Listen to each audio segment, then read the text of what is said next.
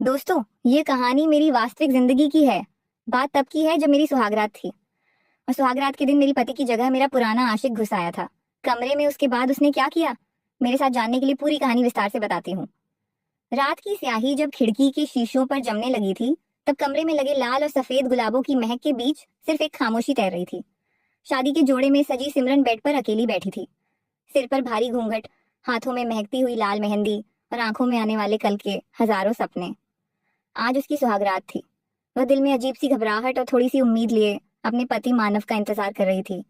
लेकिन रात गहराती जा रही थी और कमरे का दरवाजा बंद ही रहा। सिमरन को नहीं पता था कि कमरे के बाहर घर के बाकी हिस्से में क्या खिचड़ी पक रही थी। मानव, जो बाहर से एक बेहद शालीन और अमीर घराने का लड़का दिखता था, असल में शादी के इस बंधन और सुहागरात के नाम से ही कांप रहा था। वह इस सच को दुनिया से छुपाता आ रहा था कि वह शारीरिक रूप से अक्षम यानी नामर्द था। उसने अपने परिवार के दबाव में शादी तो कर ली थी, लेकिन आज रात उस सच्चाई का सामना करने की हिम्मत उसमें नहीं थी। इसलिए वह बहाना बनाकर शादी के तुरंत बाद अपने कमरे से दूर हवेली के दूसरे हिस्से में जाकर छुप गया था। इधर कमरे में सिमरन की आंखें थकान से झुकने लगी थीं। भारी लहंगा और जेवरों के बोझ से उसका शरीर टूट रहा था। उसी वक्त कमरे की बड़ी सी पुरानी खिड़की, जो बगीचे की तरफ खुलती थी, हल्की सी सरकन के साथ खुली। एक साया दबे पांव कमरे के अंदर दाखिल हुआ। वह समीर था, सिमरन का पुराना बॉयफ्रेंड। समीर, जिससे सिमरन कभी बेइंतहा मोहब्बत करती थी, लेकिन दोनों के परिवारों के विरोध की वजह से वह रिश्ता टूट गया था। समीर सिमरन को भूल नहीं पाया था और जब उसे पता चला कि सिमरन की शादी हो चुकी है, तो वह पागलपन में अपनी हदें पार कर बैठा। वह रात के अंधेरे का फायदा उठाकर दीवार फांदकर सीधे सिमरन के सुहागरात वाले कमरे में चुपचाप घुस आया। कमरे में डिम डिम जलती नाइट लाइट की रोशनी में सिमरन बेड के सहारे सो चुकी थी। समीर ने जब सिमरन को उस दुल्हन के जोड़े में देखा तो उसका दिमाग और नीयत दोनों भटक गए। सिमरन नींद की इतनी गहरी आगोश में थी कि उसे महसूस ही नहीं हुआ कि कमरे में कोई और मौजूद है। समीर ने इस खामोशी और सिमरन की बेसुध हालत का पूरा फायदा उठाने का फैसला किया। वह धीरे से बेड के पास बैठा। उसने देखा कि सिमरन के पैर दिन भर की रस्मों और भारी सैंडल्स की वजह से बुरी तरह थके हुए थे। समीर ने बेहद नरमी से सिमरन के पैरों को अपनी गोद में रखा और धीरे धीरे उसके पैर दबाने लगा। सिमरन को लगा कि शायद उसके पति आ गए हैं और थकान मिटाने के लिए ऐसा कर रहे हैं।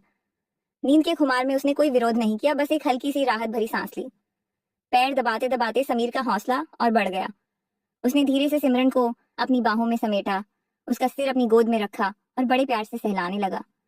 सिमरन की बंद आंखों के आगे धुंधलापन था। वे आधी नींद और आधी बेहोशी की हालत में ये मान बैठी कि यह सब उसका पति ही कर रहा है। समीर का पागलपन यहीं नहीं रुका। उसने दबे पांव सिमरन को अपनी गोद में उठाया और कमरे के उस मध्यम उजाले में बिना कोई आवाज किए उसके साथ एक धीमा सा डांस करने लगा। सिमरन का सिर समीर के कंधे पर ढुलका हुआ था। उसे लग रहा था कि यह सब एक खूबसूरत सपने की तरह है जो उसकी नई जिंदगी की शुरुआत में हो रहा है। समीर ने उस रात सिमरन की इस मासूमियत और बेखबर हालत का पूरा फायदा उठाया। उसने सिमरन को बेड पर वापस लिटाया, उसकी बेसुध हालत में उसके करीब रहा और तड़के सुबह होने से ठीक पहले जैसे आया था वैसे ही खिड़की के रास्ते रफू चक्कर हो गया। सुबह जब सूरज की पहली किरण खिड़की से छनकर कमरे में आई तो सिमरन की आंखें खुली। उसने अपने आसपास देखा, कमरा खाली था। उसका लहंगा थोड़ा अस्त व्यस्त था और टेबल पर समीर का वह ब्रेसलेट पड़ा हुआ था जिसे सिमरन ने सालों पहले उसे तोहफे में दिया था। उस ब्रेसलेट को देखते ही सिमरन के पैरों तले जमीन खिसक गई। एक झटके में बीती रात के सारे धुंधले मंजर उसकी आंखों के सामने तैरने लगे। वे छुअन, वह गोद में सिर रखकर पैर दबाना, वह बाहों में उठाकर डांस करना। वो कोई सपना नहीं था और न ही वह उसका पति था, वह समीर था। सिमरन का पूरा शरीर मारे डर और शर्म के कांपने लगा। उसे एहसास हुआ कि रात में उसका फायदा उठाया गया है और वह भी उसकी पुरानी मोहब्बत के जरिए, जिसे वह पीछे छोड़ आई थी। सिमरन बदहवास हालत में कमरे से बाहर निकली। उसने देखा कि मानव हॉल में बैठा हुआ था। उसकी आंखों में अपराध बोध था। जब सिमरन ने मानव से सख्ती से पूछा कि वह रात भर कहाँ था, तो मानव अपनी आंखें झुका बैठा। रोते हुए उसने सिमरन के सामने अपनी असलियत कबूल कर ली कि वह शादी के इस रिश्ते को कभी शारीरिक रूप से पूरा नहीं कर सकता। वह नामर्द है और इसी डर से वह रात भर कमरे में आया ही नहीं। सिमरन के सामने दो सबसे बड़े सच खड़े थे। एक तरफ उसका पति, जो उसे कभी वो अधिकार नहीं दे सकता था, और दूसरी तरफ उसकी बीती रात की वह डरावनी हकीकत, जहां उसके पुराने प्रेमी ने उसकी बेसुध हालत का चुपके से फायदा उठा लिया था। सिमरन का दिल जोर जोर से धड़क रहा था।